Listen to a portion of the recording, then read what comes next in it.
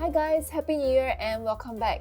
It's been a while since I've uploaded my last video, so I just want to say hi and a big welcome to everyone who's joined in the past few months. And to my dear old friends, thank you for sticking around and it's so good to see you again. So the first video of the year, let's start with some lovely sweet florals. And here's a bouquet of roses which has been sitting around unnoticed in my room for the past years. And I used this as part of my wedding decor, so I thought it would be lovely to turn it into a painting.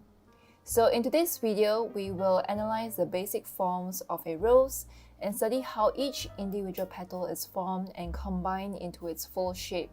We will also be looking at doing some brushstrokes exercises, so if you are a total beginner in painting loose florals, this is highly recommended for you. I'll be guiding you step by step on how to achieve these strokes. And then for our final project, we will combine all the knowledge and paint this lovely Valentine's rose. So let's get into it. So looking at this bouquet of roses, and if we zoom in and look on each flower, we can see that each of the petal is folded like a curved triangular shape.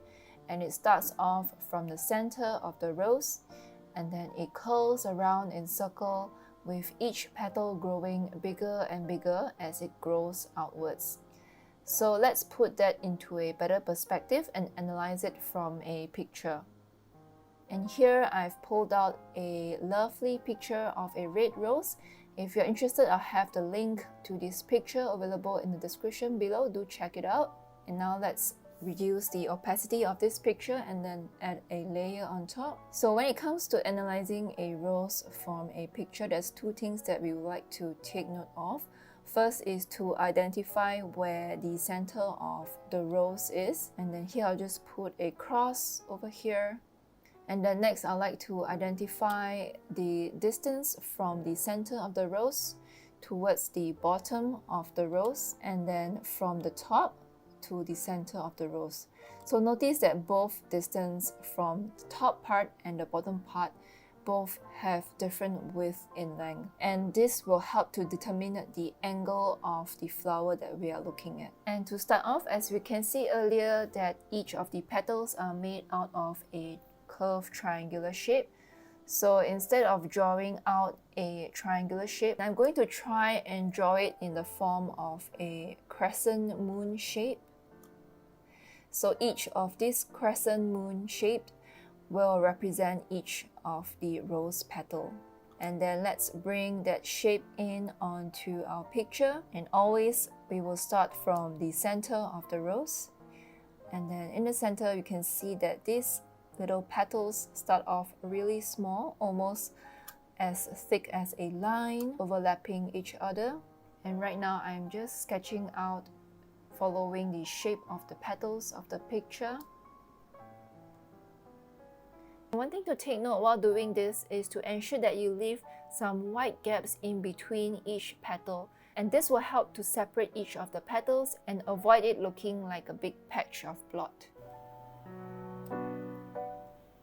Just by following and sketching from the picture, it gives us a very good idea on how each petal is layered from the center of the rose going outwards and how it is placed around the rose. So do give this exercise a go, as this step will help our mind to visualize and better understand the shape of each of the petals and how their placement are. And then there we have our rose sketched out. And as I remove the bottom layer of the picture, we can see that this is how our painting would look like. And I'll just finish off with some green stems and leaves.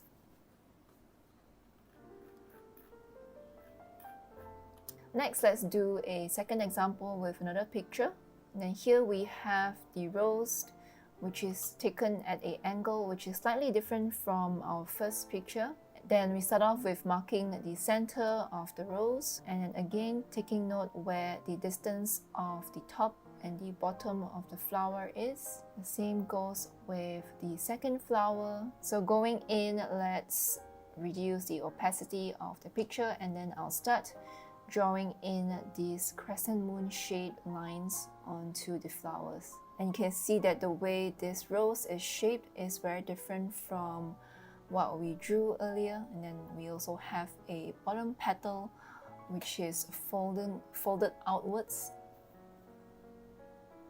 And the same with the second rose. You can see that it also looks different. The petals are lined differently, folded differently. So yeah, this is a very good practice if you are not familiar with the shape of a rose or any general flower. If you have an iPad, feel free to practice like this. Otherwise, feel free to also practice this on paper as well. And this will help to give us a good understanding of the basic shape and form of the flowers. And again, removing the bottom layer of the picture, this is how our flowers would look on the painting. So right now I'm going to show you a mistake that is commonly made by beginners. And here is a flower that we would like to avoid making. The first mistake in this flower that we can see is that the lines are drawn in pretty uniform thickness when what we want is that crescent looking shape with the center being fairly thick and then ending up sharp and thin on both ends. So what you can do if you end up with lines like this, try to thicken the center part to make it more crescent moon-like.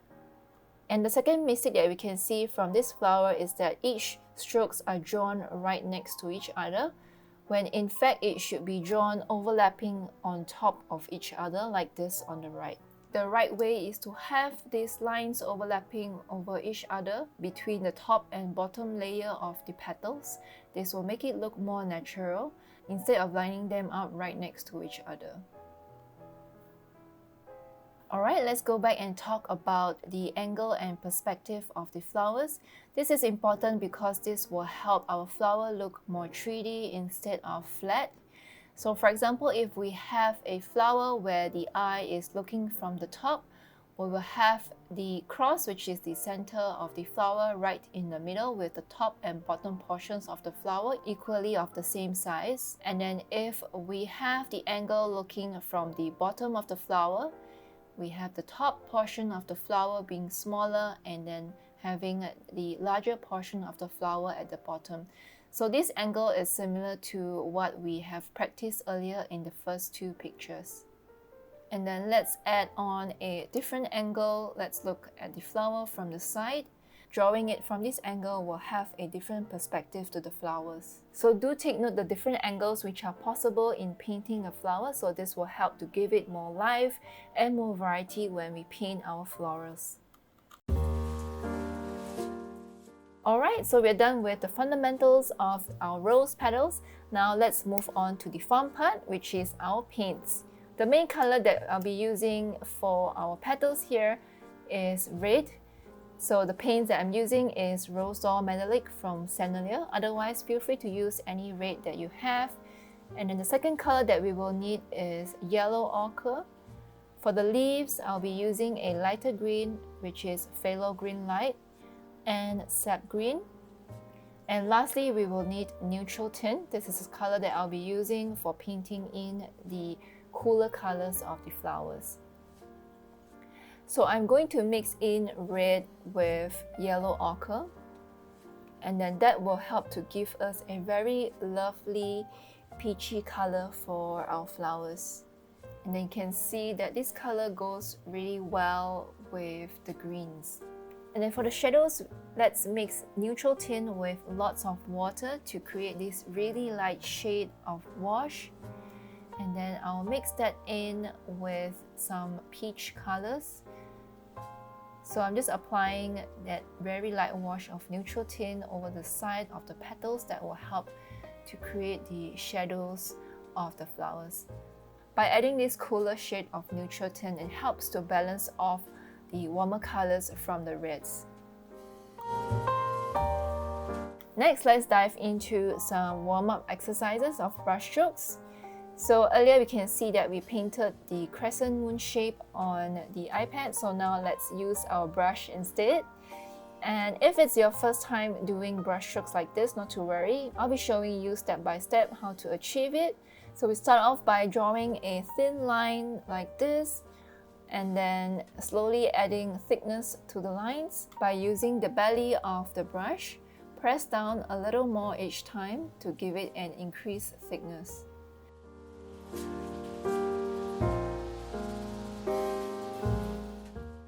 And then next, let's add some variation of both thin and thick lines, like so. Be sure to drag your brush along from left to right as we do this.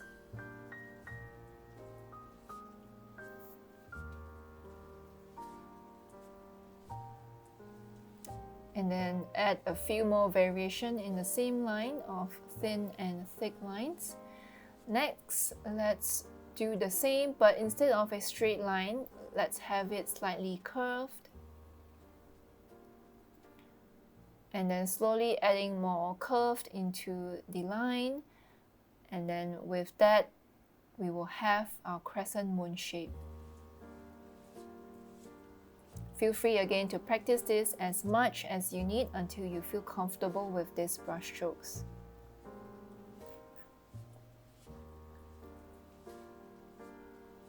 And then here I'm playing around.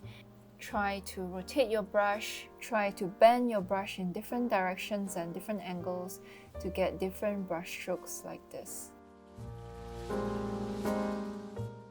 Okay, next, so let's put together the brush strokes that we have practiced into our rose.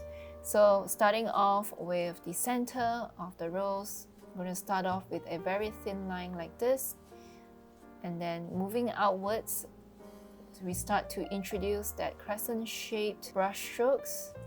Be sure to overlap the petals on top of each other, and then as we move outwards, I am pressing down a little more on my belly to create a thicker brush strokes.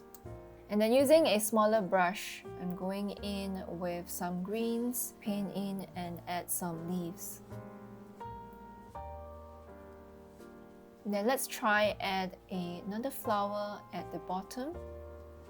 By having the flowers point in different directions, it helps to give the overall painting look a little more natural with more variety.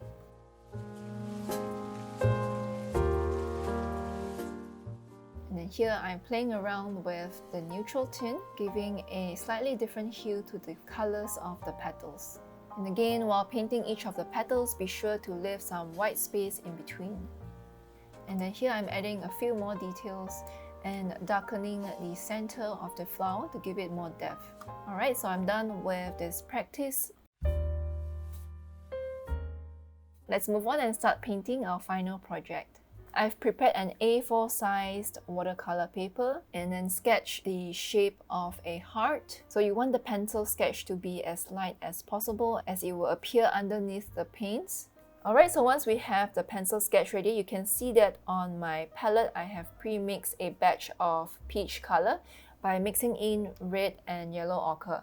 We want to have a bigger batch for this, as this will be the main color we'll be using for painting our florals. And then going in, let's start painting in the roses using the same color. And then I'm painting the rose on top of the pencil sketch. And while doing this, keep in mind to have the flowers facing in different directions to give it a more natural vibe.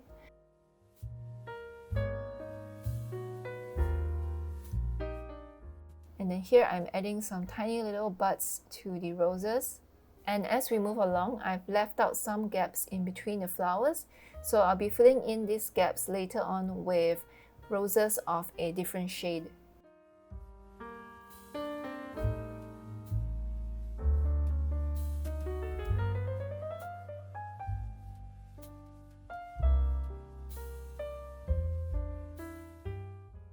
If you feel comfortable, feel free to rotate your paper around.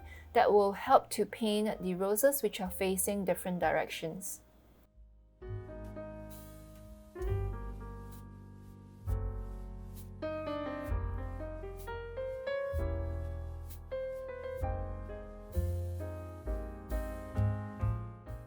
Okay, so right now let's go in and fill in the gaps which we have left out earlier. So the colors for these roses are mostly very light shade of yellow ochre, and then I'll be adding the lighter shade of neutral tint for the shadows. This will help to give a cooler tone to the entire piece.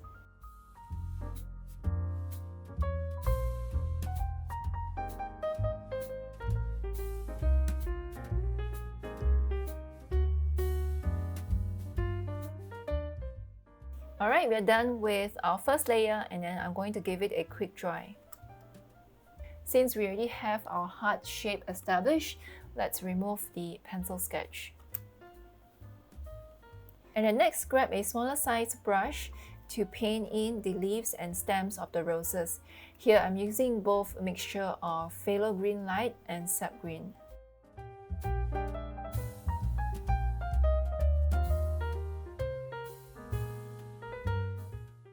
And then next, mix in a little bit of neutral tint to get a darker green. And I'll be using this to paint in the darker shadows of the leaves and also mainly the shadows in between the two flowers. This will help to give more depth and dimension to the overall painting.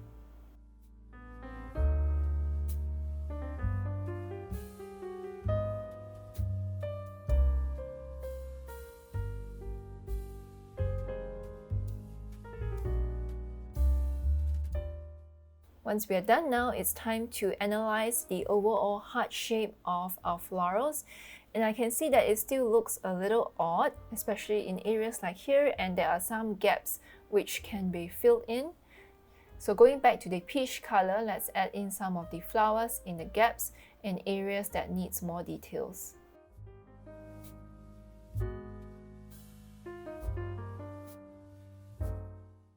And here I'm also adding some falling buds on the side to give it a nicer composition.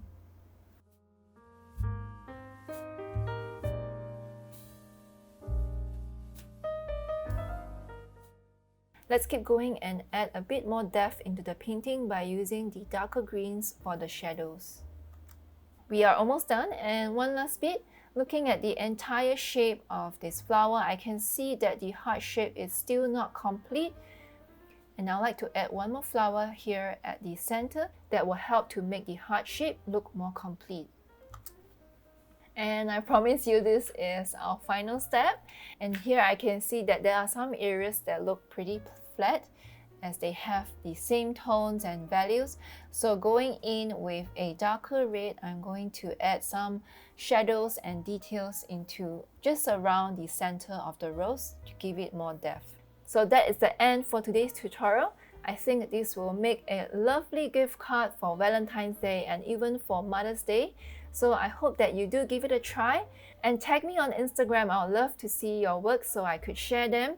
Again, I wish you all a happy new year and a fantastic year ahead. God bless you, stay safe and take care.